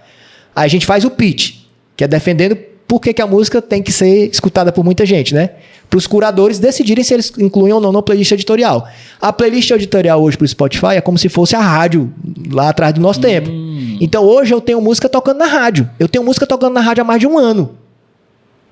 O meu primeiro lançamento, ele já entrou na rádio. Por quê? Eu não sei a resposta exata, mas eu sei que eu fiz o que eu podia fazer. Você fez o caminho das pedras direitinho, o que era pra fazer. É aquele lance assim, brother. Procurei o Flakes. Cara, me explicou, me colocou a par de tudo. Aí ele, bicho, ó, imagina, tu vai fazer um pitch, tu subiu a música na distribuidora, a música chegou pro Spotify, entrou no sistema, o curador vai receber aquelas músicas lá, receber os pitches, que é o texto que defende, dizendo assim, a música é feita assim, Aí o cara vai entrar no teu perfil. Tu diz como é que vai ser o lançamento, no pitch, você fala sobre essas coisas. E 500 letras, viu? 500 caracteres. Aí você entra lá, aí o curador chega lá e vai entrar lá no Jorge Lima. @Jorge M. Lima. Aí ele entra lá e vê o cara falando de delivery. Pô, mas que o cara se coloca no lugar do cara? Por que eu vou colocar... Tem uma penca de artista aqui com os Instagram, tudo ok. E dando gás pra divulgar a plataforma, pra divulgar a música, pra que aconteça o quê? Pra que aconteça negócio. Pra que o Spotify seja mais escutado através das músicas que estão lá. Então o cara, como qualquer negócio, ele tá querendo produtores de conteúdo, que são os músicos, os artistas, que eles lancem, que eles divulguem. O YouTube, ele quer que você divulgue o seu podcast porque ele quer que você, chapa, ele quer ter views na plataforma dele. E aí ele te monetiza por isso. É a mesma coisa no Spotify, basicamente a mesma coisa. Aí ele entra lá e vê o cara assim, não, macho, esse cara tá dizendo que ele é um artista, só que eu entro lá no perfil dele, eu não consigo ver ele nem tocando um violão. Aí eu, beleza, peraí, então vamos lá. Vamos lá. Não é, e aí onde vem, né? Não são duas pessoas. O Salve Jota e o Jorge Lima não são duas pessoas, né? Mas o Jorge Lima, pro Salve Jota, ele tem uma persona muito bem estabelecida. E vai chegar a hora que eu vou juntar essas duas coisas. Por quê? Porque pra mim, e até respondendo o que o Flex me perguntou no dia, cara, o que é que tu acha que é a tua maior... Fizemos uma análise SWOT, tá? Um artista, um músico, tem paleta de cores, tem análise SWOT, tem construção de persona, tem arquétipo, tem objetos, elementos que fazem parte, né, do contexto. Aí, beleza. E eu sou desse tamanho, tá? De novo. Ele tá falando aqui, às vezes o cara que tá ouvindo vai assim, vixe, esse bicho é estourado. Não, meu chapa. Sou estourado não. Mas, de novo, não é quantidade, é qualidade. É como eu faço as coisas. E a consequência, ela vem ou não vem, mas pelo menos eu tô fazendo. Se eu fazendo já tem a chance de não dar certo, imagina se eu não fizer, cara. E por que? Aí onde vem? Por que eu faço? Porque, meu irmão, se tem uma regra do jogo hoje existe uma regra do jogo. Firmamento, você vai escutar lá, tem quase 5 minutos a música, mas é porque ela foi gravada lá atrás e já tinha um material. Era uma outra dinâmica de composição, de gravação. Era outra dinâmica. O que é que eu olho hoje? Falo assim, cara, se hoje eu consigo pegar uma música minha, ainda que seja uma música antiga, eu fiz isso com Só Vai. Só Vai era uma música que tinha 4 minutos e meio e eu diminuí, tem 3 minutos no máximo, eu acho. Eu falei assim, cara, se eu posso cortar alguma coisa para que ela se encaixe mais na regra do jogo, sem ferir a mensagem, porque o que é que eu feri? O que é que eu cortei? Eu cortei um refrão que repetia, uma estrofe que repetia, então eu não cortei a mensagem para ela se encaixar a um molde. Eu aparei as arestas que eu achava que podiam ser aparadas para que eu tivesse a possibilidade... Sintetizou, deixou ela objetiva. Isso, para que eu me adequasse ao momento, ao mercado. Aquele lance do empreendedor de novo. Não adianta ter a campanha mais bonita se o meu usuário não compra. Cara, o consumidor hoje, não adianta eu querer também ser o diferentão. Meu irmão, existe um esquema hoje que as pessoas estão consumindo e são muito imediatistas. Eu não vou fazer uma introdução de 45 segundos e o cara dá o skip, velho. E aí é tipo assim, no final das contas, assim, meu irmão, se eu encurtar a minha música, eu tenho mais chance... de que, eu tô falando de encurtar a música, como se for, enfim, é um detalhe simples entre vários detalhes que você pode pensar no meio de uma produção. Mas assim, se eu encurtar a minha música, eu posso dar mais possibilidade dela ter um alcance maior. Se ela tiver um alcance maior, eu tenho mais possibilidade de fazer com que a minha mensagem, que é o meu objetivo final, ela chegue a um maior número de pessoas. Detalhe, para mim não é a quantidade, é a qualidade. Porque se uma pessoa escutar uma música minha e decidir não se jogar de uma janela, meu irmão, tá pago. E eu não preciso nem saber. Só que se a minha música, ao invés de 1.000 pessoas ouvirem, 100.000 pessoas ouvirem, existe talvez uma possibilidade maior dela ter uma penetração maior nessas pessoas específicas. Sim, sim. Então, assim... Isso pra mim não me machuca. Talvez tenha aquele cara que é o resistente de não, ninguém vai mexer aqui, eu sou artista. E olha o que eu tô falando hoje. Porque talvez o cara que vive da música mesmo, provavelmente ele tem que se amoldar a um monte de coisa. Eu não tenho, porque eu não vivo disso hoje. Então, teoricamente, eu tenho mais liberdade de fazer o que eu quiser, porque eu não dependo financeiramente disso. Mas mesmo assim, eu não quero ser o arrogante e dizer, não, velho, não quero viver num paralelo, não. Então, eu procurei alguém para me instruir, que foi no caso a Biombo, me ajudou pra caramba, mas tinha um objetivo. Cara, o Salve Jota, ele precisa encontrar a fonte de receita para que ele consiga minimamente produzir o seu material, lançar suas obras. Aí o que é que acontece? Lancei a primeira música, que foi junto com o Flakes, Revolução. Peguei uma música dele que falava muito comigo. Gosto demais Revolução, cara. E a Revolução é uma letra que ela é uma letra antiga, mas que já falava para além dos portões. Eu digo assim, pros portões da igreja, porque o Flakes também é um cara que as nossas vivências se cruzaram muito dentro da igreja, né? Mas a música Revolução, ela é uma letra muito plural. Demais. Muito plural. Putz, eu tava escutando hoje, cara, Revolução. Eu tava vindo aqui no carro, não vou botar aqui a playlist aqui. Aí eu achei Revolução. Eu olhei que o Jorginho gravou Revolução. Eu tinha visto a Vai. Só Vai. Tinha visto a tua primeira música logo quando tu lançou, que eu não tô me lembrando do nome agora. Primeira que tu lançou, quando tu retornou. Eu não tô me lembrando do nome agora. A primeira foi Revolução, pô. A primeira mesmo. Só tua. Tá. Foi Música no Coração. Música no Coração. Pronto, tava ouvindo essa, aí eu vi Firmamento, aí eu vi que tinha Revolução. Eu fui descendo, né? Caralho, Revolução. Toquei muito com o Felipe essa música, toquei demais. Muito, cara, essa música é sensacional. Então, aí eu lancei primeiro essa daí com o Flakes. Aí volta pra estratégia. Olha só, pra tu sacar aí os bastidores, né? As coisas que a galera não vê. Eu tenho muita música pra poder lançar. As que eu acho mais massa, elas ainda não foram lançadas. Você vê, velho. E voltando de novo, lançado. O meu filho, que foi uma das que mais instigou, ela foi a quinta a ser lançada. Por quê? Porque ela deixou pra ser lançada, ela foi programada, planejada pra ser lançada no Dia dos Pais. E a primeira, em agosto. Porque conectava música de pai pra filho, tinha mais storytelling, tinha mais uma conexão. E na primeira música que eu lancei, que foi Revolução, junto com o Flakes, foi em novembro. Então tinha um intervalo grande. Eu falei, não vou queimar essa música agora, porque essa música dentro de um calendário se encaixa melhor aqui. E aí, por que também Revolução? Além de ser uma música que realmente ela tinha a ver com o meu momento, de assim, por que eu tô voltando? Meu irmão, vamos fazer uma revolução, brother. Já chega de engordar, enquanto muitos clamam por um lugar onde morar. Tipo assim, eu tava naquele momento, cara, já chega de engordar. Eu tenho essas paradas tudo engavetadas, só minha, que eu escuto, e egoísmo, né, e tal, fica aqui com isso aqui entalado, enquanto tem gente que precisa ouvir isso, e não tô falando porque é a minha, velho. Eu tô falando isso pra qualquer artista, velho. Porque a arte, ela foi feita, foi pra libertar mesmo, pra salvar. Eu discuto muito isso, falo muito com o Rafilski, com o Conrado, que eu fico, às vezes, brother, o tanto de música boa que esses caras têm, velho. Só que não lança, velho, não deixa, eles não dão a possibilidade das pessoas ouvirem, brother. E eu tava me sentindo muito mal por isso, e não tô falando isso, não é como se o meu fosse o bonzão, não, macho. Eu tô falando porque é por qualquer obra, por qualquer arte. Porque eu acredito que é a minha música, do jeito que ela é. Não é a melhor, não sou o cantor mais afinado, não sou o melhor músico, não sou o melhor compositor. Mas do jeito que ela é, eu sei que tem uma pessoa pra ouvir desse jeito e que vai fazer sentido pra ela. Ponto e pronto. Só que se eu deixar essa bicha travada dentro de uma gaveta trancada, ela nunca vai chegar. Eu falo muito que assim, no meu papel hoje musical, eu sou um mensageiro, cara.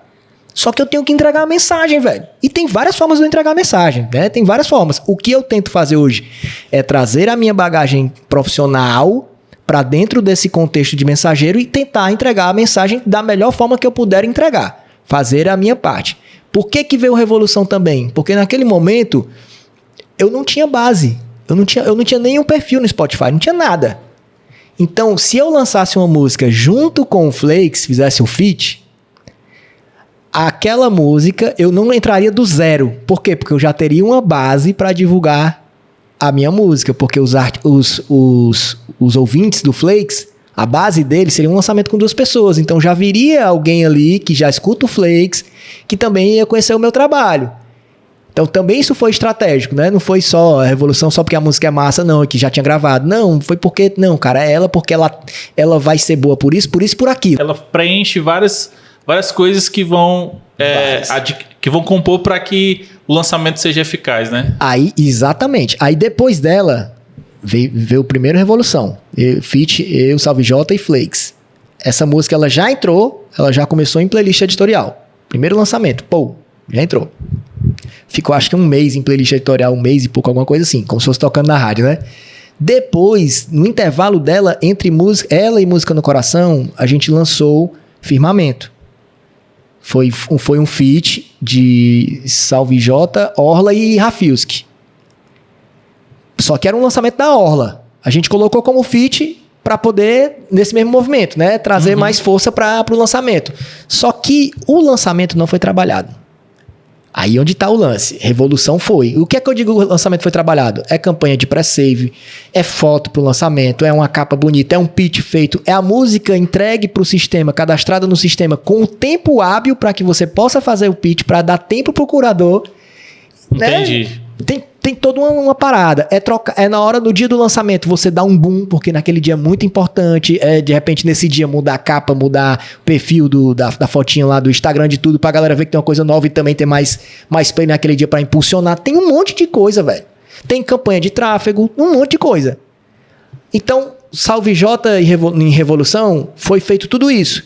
E-mail marketing pra base. Tudo isso, velho. Tudo isso. Tudo que a gente fala da publicidade, hoje eu trago pra cá. Tudo isso foi feito. Em firmamento não foi. Por quê? Porque não houve engajamento da galera, da banda toda, de fazer os vídeos, chamando e tal. Não houve, mano. Não houve, infelizmente. Aí o que é que acontece? Aí, as duas músicas, eu gosto de fazer esse comparativo, o Flakes provavelmente faça pela Beyond B6 sempre que ele fala nos cases dele. Porque essas duas músicas... E olhe lá se Firmamento não for uma música até mais massa, pelo menos pra mim, do que Revolução. Revolução é massa, mas Firmamento é massa demais, velho. Muito massa, Firmamento. Aí, tipo assim... As duas músicas, elas estavam dentro da mesma gaveta. E quando eu falo gaveta, elas estavam gravadas já. A única coisa que a gente gravou de novo, regravou, foi a voz. E Revolução, eu gravei um poema lá, eu fiz um trecho lá no meio que não existia. Criei, né? Novo. Mas as músicas, elas estavam todas gravadas.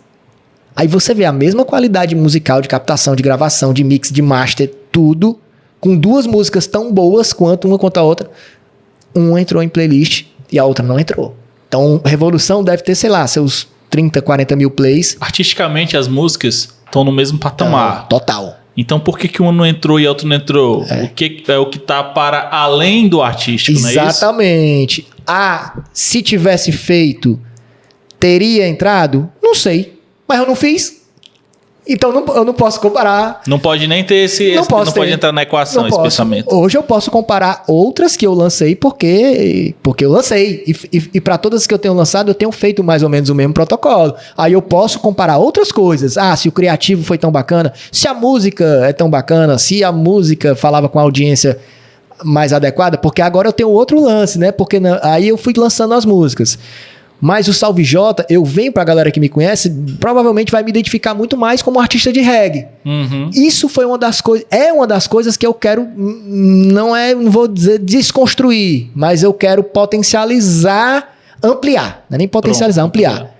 Porque, na verdade, como eu te falei, eu comecei foi no rock, velho. Uhum. Comecei no rock, hip hop, meu irmão, música eletrônica.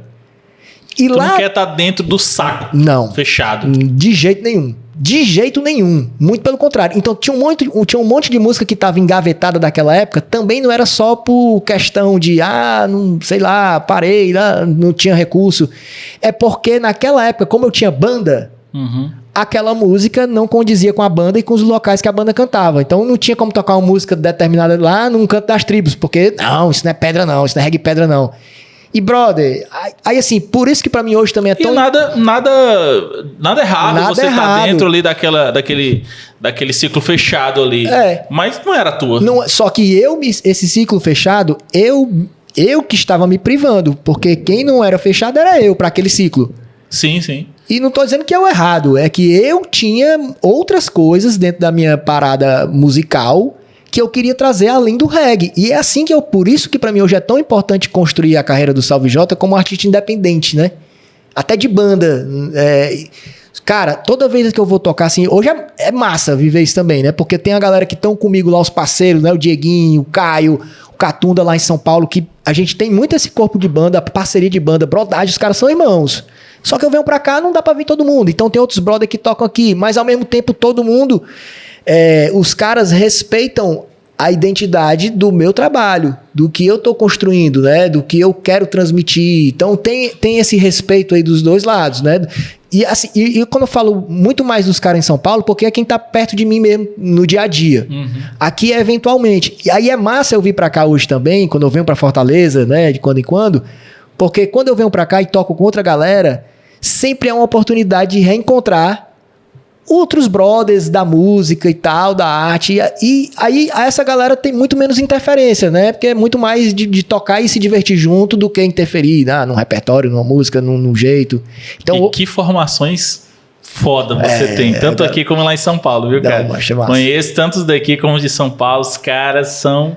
O Catunda, bicho, tocou muito com Arthur Menezes, o cara é muito foda. Dieguinho, meu amigo, respira reggae, aquele cara ali, pelo amor de Deus. Dieguinho não economiza pedal não, Dieguinho, tem miséria de pedal não. E aqui, tem miséria de pedal não. Tem não. Delay, meu amigo, com ele mesmo. E aqui em Fortaleza, cara, já vi você tocar com formação tanto com Rafilski como com Robertinho, Magu, mas pelo amor de Deus. Não, cara, eu sou muito privilegiado, velho. Nessa caminhada, bicho, realmente eu pude me conectar com muita gente e que pra mim é importante, melhor do que eu, pessoas melhores do que eu. Cara, isso pra mim eu levo pra vida, sabe, velho? Porque assim, eu vejo isso em tudo. Agora, recente, eu tô andando muito de skate. E, né, pela distância mais do mar, lá em São Paulo e tal, tô andando muito de skate e tal, andando pra caramba. Só que, velho, outro dia desse eu fui andar com uns brothers, que eu nunca tinha andado com eles, os caras que são profissionais de verdade. Meu irmão, no primeiro dia que eu fui andar com os caras já me botaram pra dropar num bowl que eu nunca tinha dropado. E eu dropei, velho. Caí, tô com o ombro até doído até hoje, mas dropei e fui. Mas qual é o lance? Meu irmão, você tá perto de gente boa que faz questão de te ajudar, né? Porque esses caras, velho, tipo assim, na hora que eu cheguei, eu digo, ei, meu irmão, vocês estão no bowl aí, eu nunca desci no bowl, não. Na mesma hora, um deles falou assim, não, nunca desceu, não. Eu falei, peraí. O cara até de descer de pegando na mão, dando todos os toques, sabe? Bicho, o nível que eu evoluí naquele dia foi brutal. Porque eu tava perto de gente boa e gente boa que queria me ver evoluir. Que isso, infelizmente, nos nossos... no mercado, então... Nem me fale. No mercado que lida com ego diretamente, quando a gente fala de arte e publicidade, né? E aqui eu tô falando de dois brothers aleatórios do esporte. Mas quando a gente fala da publicidade da música, que lida muito com o ego, com a vaidade, putz grila, é triste, porque você vive a sensação da rasteira toda hora do olhão, do cara que, sabe, não quer ver você prosperar, acha que tá competindo. E eu tive esse privilégio, brother, desse tempo todo, cara, de ter muita gente boa por perto. Magu, meu irmão, Magu já grava música pra mim, velho, faz muitos anos. Meu irmão, eu vejo assim, meu irmão, só vai praticamente várias músicas minhas hoje, é a banda do Padim lá também. É Robertinho, é Magu, tudo gravando, os caras, o Sub, o Júnior. Subbatera. Ele é bom demais, cara. Firmamento foi ele que gravou. O Finis que fez a captação. Ele foi da formação da aula, foi o Sub. Aí, velho, tipo assim, muita gente boa, cara. O Paulinho Freitas, cara, o Paulinho, meu irmão, ele não deixa, velho. Ele não deixa, assim, meu irmão, mande qualquer música que você for gravar, mande pra mim que eu gravo as guitarras e os violões. E aí, cara, assim, então, hoje, o que é que eu faço nesse lance, né? Que falou, voltando pra aquela pergunta, até onde é que vai o Salve Jota, até onde é que vai o Jorge Lima? Hoje é essa relação de, meu irmão... É uma simbiose, né? É uma simbiose onde eu tento olhar pro Salve Jota de a forma mais profissional possível, para poder tentar fazer esse projeto aqui, que tem uma emoção muito grande, ser sustentável. Ah, cara, se um dia isso aqui começar a demandar mais, porque como você tá falando, pô, cara, às vezes você faz as coisas colocando a excelência e por consequência, de repente, vem um retorno financeiro e tal. Vai ter uma hora que tu acha que vai chocar? Cara, se esse dia chegar... Vai ser o Jorge do futuro que vai decidir. Vai ser o Jorge, exatamente. Vai ser o Jorge do futuro. Hoje eu olho, obviamente, né? Porque como eu tenho passado... Agora eu diminui mais, mas antes da pandemia, os últimos 3 anos antes da pandemia, foram anos que eu trabalhei muito viajando. Uhum. Então, cara, foi o contrário. Aquele sonho, né, que tinha, pegar a estrada, vai ver. Meu irmão, às vezes a galera olha de fora assim, pô, vida de executivo, vive viajando. Não, cara. Quando uma coisa é você ir uma vez ou outra. Mas quando isso vira rotina, brother. Ah, vou pra São Paulo, de Fortaleza, é só 3 horinhas, 3 horas e meia. A conta começa a mudar. Porque, no meu caso, eu já não fazia mais a conta das 3 horas e meia dentro do avião. Você já faz a conta de porta a porta, são 8 horas. Quando você sai de casa, você tem que sair para chegar no aeroporto 1h30, 2 horas antes. Aí você pega o voo, aí do mesmo jeito, para chegar em casa, em São Paulo, deslocamento, ou no flat onde você tá. Então são 8 horas de porta a porta. Para ir para voltar são 16 horas. São 2 dias úteis. Então, assim, a conta já não começa... Aí, além do tempo, né? Do tempo mesmo materializado, tem a questão do tempo que você perde com as pessoas, consigo mesmo. Então, bicho, hoje eu nem estaria na vibe desse rolê de ficar viajando. E até eu já falei pros meus... Ainda bem que lá em São Paulo a gente tá... O momento... Isso é uma coisa que eu trago muito hoje até pro profissional. Normalmente com os parceiros de negócio, né? A gente tem conversa de alinhamento de expectativa. Falo muito sobre isso. Volta e meia a gente senta e fala assim, meu irmão, qual é o teu momento? Qual é que tá o momento da tua empresa? Porque às vezes você tá num momento que tá diferente do meu. Às vezes você tá num momento de dar o gás, de crescer. Às vezes o meu momento não é esse. Às vezes o meu momento é de, não, bicho, eu não quero abrir mercado, eu quero fidelizar os meus clientes. E aí são estratégias diferentes. Então, lá com a galera lá de São Paulo, com os meninos, a gente tá muito, muito alinhado. Porque o Dieguinho, o Caio, eles estão no mercado de trabalho. No mercado de trabalho fora da música também. Então, no mercado financeiro, o Caio tá no mercado de alimentação também, numa empresa legal pra caramba. Então, os caras têm uma rotina pesada, de demanda pesada. E a música pra eles, ela vem como...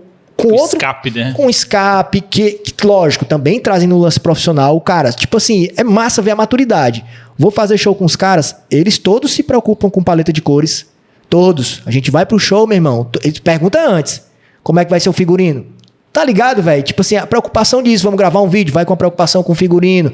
O show, a gente monta o show com convenção. Não é só a gig, não é o 3-4, não, eu vou tocar. Não, a gente tem um show com passagem, com tudo. Foco no autoral. Então, esse ano, principalmente, a gente vai focar muito mais, assim, em show do que em gig. A gente quer tocar menos, melhor. Quer tocar em edital, quer entrar em edital, projetos legais, sabe? Participar, escrever bons projetos autorais, né? Com diferenciação, enfim, a gente tá nessa pegada. Não é de, eu quero fazer 15, 16 shows por mês. Não. Quero fazer 4, 5 no máximo. Lógico, mas aí a gente vai, pé no chão. Pô, meu irmão, mas eu tenho que roer um ossinho de novo. Deixa eu tocar aqui também na gigzinha pra voltar, mostrar a cara, produzir conteúdo. Porque a gig também produz conteúdo. Sim. Porque tem que estar alimentando o conteúdo do dia a dia. E aí, onde é que a gente produz esse conteúdo? Na gig, vai no ensaio, enfim, aí vai produzindo conteúdo. Então, aí de novo, eu tô falando disso porque hoje eu trago a visão do profissional Jorge Lima desses 20 e poucos anos. E aí, às vezes, eu vejo, cara, é triste porque às vezes eu vejo eu tenho um monte de artista que eu admiro pra caramba, amigos, que são muito melhores do que eu, que tem as músicas incríveis, velho. E eu, infelizmente, não vejo uma dificuldade dos caras de saírem do canto por limitações, principalmente em outras atribuições. Normalmente eu falo isso nas empresas que eu passo, e digo assim, cara, às vezes o teu fator de diferenciação, ele não vai ser naquilo que tu acha que é bom. Pizzaria, o meu nhoque aqui, a minha feijoada é a feijoada, não existe outra feijoada. Beleza. Sucesso? Feijoada? Sucesso. Pronto. Pois daqui pra frente, eu acho muito difícil você conseguir mais vendendo uma feijoada boa. Você vai ter que procurar outro fator de diferenciação. Aqui eu tenho um e-commerce de lingerie, tinha um cliente desse, e-commerce de lingerie, que a minha lingerie é top. Tá bom, qualidade massa. Mas e agora? Onde é que você vai conseguir fator de diferenciação? Talvez é no seu financeiro, talvez é no seu controle de estoque, que você tá deixando aqui perdendo dinheiro. Tem 3 milhões de peças de mercadoria aqui, perdeu o giro, já fica sem fluxo de caixa, a empresa quebra. Então, quando o Flakes vem para mim e pergunta, ei, cara, SWOT, qual é teu ponto forte aqui? Qual é teu diferencial? Com certeza não é ser o melhor cantor, o melhor guitarrista, o melhor... Enfim, o meu diferencial hoje do mercado de música e não competindo com ninguém, tá? Porque eu acho que a primeira competição começa entre eu e eu, né? É eu decidir abrir a gaveta que tá lá as coisas lá, as tranqueiras que eu não fiz. Vou trabalhar minha rede social, deixar de ser vergonha, vou trabalhar. Vou começar a fazer um conteúdo de audiovisual bacana. Tenho que fazer, cara, não tem como. Pronto, essa luta é você e você, não é o mercado. É você. Não, vou acordar cedo, vou acabar com esse negócio de músico que chega na hora da gig, que não ensaia. Vou parar de botar a culpa no mercado, porque tá pagando pouco. Tá bom, mas o que é que tu faz pra tu cobrar mais do que o outro? Vai ser só um X na agenda da casa, né? Então, eu respondi pro Flex sem sombra de dúvida. A minha diferenciação hoje não é ser músico, é ser empreendedor. O diferencial do Salve J hoje não é as composições, não é estilo, não é nada. Macho, é ser empreendedor. É ter essa visão sistêmica da coisa hoje e olhar para isso que eu tô fazendo, que tem muito propósito, mas com profissionalismo. Vai estourar? Vai dar dinheiro um dia? Não sei. Nesse dia eu vou poder decidir, né? Mas se eu minimamente não fizer as coisas do jeito que o protocolo hoje, né, vai tangendo, já talvez vai acabar meu oxigênio e eu vou desestimular e eu não vou ter grana mais para lançar música. É como se tu estivesse tratando o que tem muito valor para ti da forma mais profissional possível. Exatamente. É isso que eu tô fazendo. Não ganho dinheiro hoje com o Salve J. Quando eu tô falando não ganho dinheiro, não é que só toca. Então vou chamar o cara, vou lá mandar no Instagram dele, mandar ele vir fazer um show aqui. Não é isso, gente. Tem cachê e tal, né? Mas assim, cara, não é o meu ganha-pão hoje. Não é tua renda principal, né? Não é. Não é de forma alguma. E eu não consigo ainda ver uma data para que isso venha a ser minha primeira renda. Se viesse a ser, aí é como você falou, eita, nesse dia, o Salve J / Jorge Lima do futuro, dependendo da distância desse futuro... Para onde essa balança vai pender mais, né? Assim como eu decidi morar em São Paulo, que já é uma coisa legal para arte também, né? Porque... querendo ou não... Lá é onde tudo acontece, meu amigo. Cara, aí eu vou te falar uma coisa que é muito chata. Eu me beneficio disso hoje, mas é triste. E linka com o começo da nossa conversa falando, sofreu preconceito lá em Portugal, não sei o quê. Bicho, o fato de eu morar em São Paulo há alguns me faz ser um cara mais valorizado aqui hoje. Ah, claro. Os mesmos clientes que me pagavam aqui no tempo da agência, sei lá, X mil reais, o fato de eu estar lá em São Paulo, hoje eu cobro 3, 4, X mil reais. E eles topam. E o cara paga, velho. Assim, o que mudou? Mudou? Meu irmão... Como se fosse uma validação, né? São Paulo, se o cara foi validado lá em São Paulo, ele tá mais do que validado aqui no Ceará. Pois é, bicho. Mas, tipo assim... O que mudou não foi nada substancial, significativo no sentido de, não, o cara mudou, fez lá um curso lá. Não, cara, só mudou. O que mudou foi só o mesmo fato. Minha vida que mudou no sentido de a minha rotina. Mas, assim, a minha entrega, não dá pra dizer que ela mudou. A minha experiência tem aumentado, mas ela tinha aumentado aqui em Fortaleza quando eu já tava, né?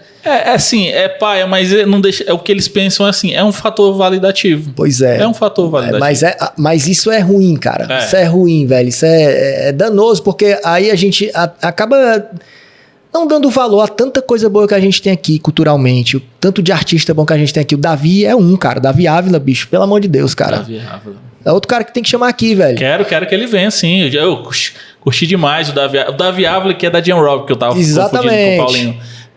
O projeto Teletransporte dele também, que é sensacional. Cansei de ver shows desse projeto Teletransporte dele. Acompanhei muito ele na época da stand-up. Não, stand-up não. Sexta Blue. Acho que era stand-up, é o nome da banda. Do Sexta Blue, lá na Amarolho, que rolava, acho que na época de 2014. Ele cantava lá também. O cara é muito foda, mas ele tem que ter um conteúdo dele lá no Spotify rolando nas playlists também. Ele tem. Cara, ele deveria ter. E se você aperta as músicas do Davi, velho... Semana passada eu tava ouvindo, fui cair numa música dele lá. Davi também é da época da Cangaço, né? Cangaço, exatamente. Eu dei um play, bicho, dei um play e deixei rolar. Aí o Spotify faz aquela inteligência dele de sair linkando com as outras músicas dele, né? Cara, você ouve sem pular, mano. Você ouve sem dar skip. Porque a música do bicho é boa, velho. Ele é um poeta, ele é muito bom, cara. Ele é muito bom. E aí eu fico triste porque, na minha visão, ele não tem o valor que ele deveria ter aqui na nossa terra e tal. Parece que chega uma hora que o camarada... Sabe, velho? É difícil, meu irmão. É difícil. A gente aqui produz muito artista bom, cara. Muito conteúdo bom, muita gente muito boa aqui. Eu não sei o que acontece, por que essa galera não permanece. Porque não é por falta de talento. Não é. Não é por falta de gana de ir atrás, porque a galera que vai atrás, a galera que se dedica. Eu que acompanhava muitos shows desse pessoal, a galera atualizava o repertório. Tipo assim, o pessoal não tá fazendo mais do mesmo, tá entendendo? Eu acho que é muito de como a gente trata, o material desse pessoal. E esse lance fator gig, né? Gig versus show. Eu acho que isso é um lance que pesa muito, porque a gig, meu irmão, é como a galera diz, você dá um X no calendário do contratante. Gig é sobrevivência. Sobrevivência. Só que a gig, ela acaba tirando... Aí, de novo, volta para o mercado. Volta para o mercado, para análise de mercado. Assim, meu irmão, o marketing de escassez. Minha estratégia de vir para Fortaleza, eu quero... se eu vou passar 3 semanas em Fortaleza, eu quero tocar 6 vezes? Sábado, sexta, não. Eu não. Quero tocar... Se eu vier para Fortaleza para passar 3 semanas, ou, sei lá, 8 semanas, 4 semanas, desculpa, eu quero tocar 2 ou 3 vezes no máximo.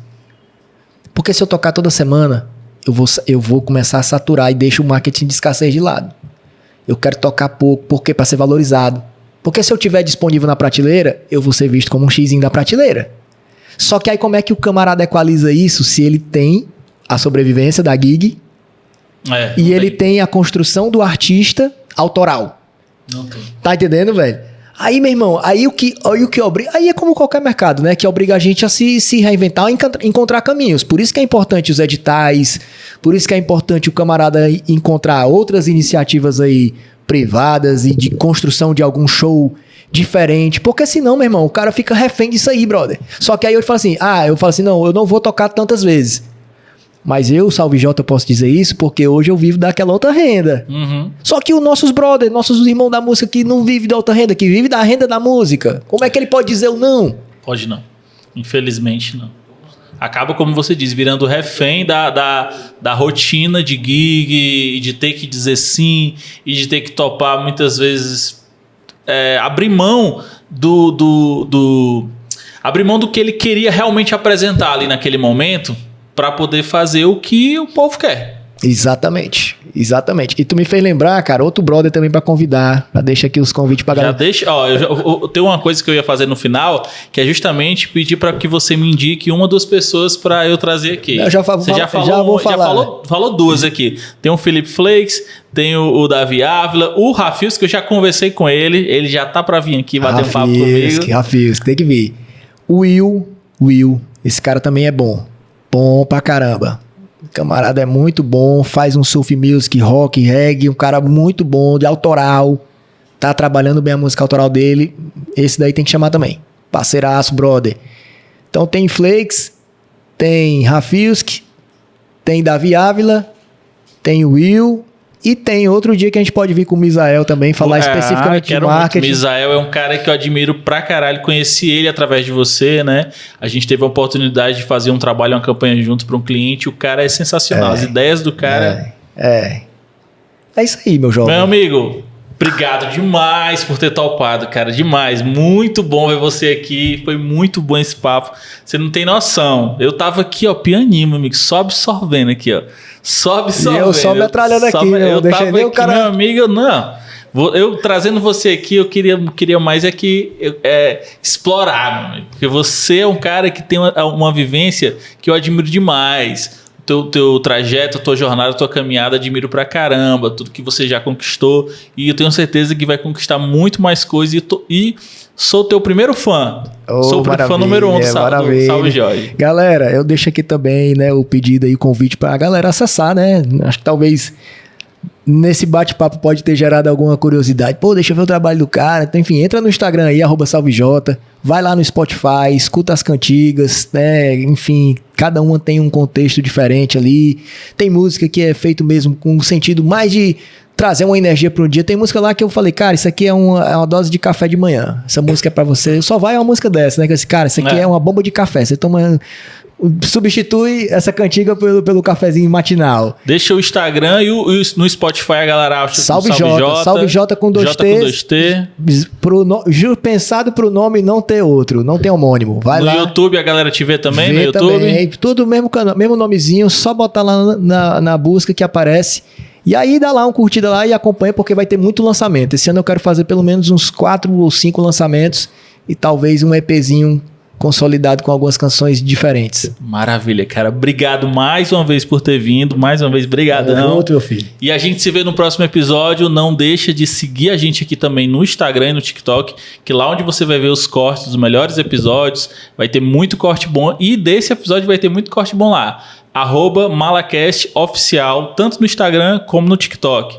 Deixa o teu like. Se você não deixou o like no começo, meu amigo, nessa hora o dedo vai cansar de tanto dar like com um papo maravilhoso como esse. Se inscreve no canal, ativa o sininho. Esse é o Take 3 Studio. Você também encontra o Instagram do estúdio para você quiser saber, ver como é que tá acontecendo as coisas aqui no estúdio. @Take 3 StudioCast. A gente se vê no próximo episódio do MalaCast aqui no YouTube. Valeu, pessoal!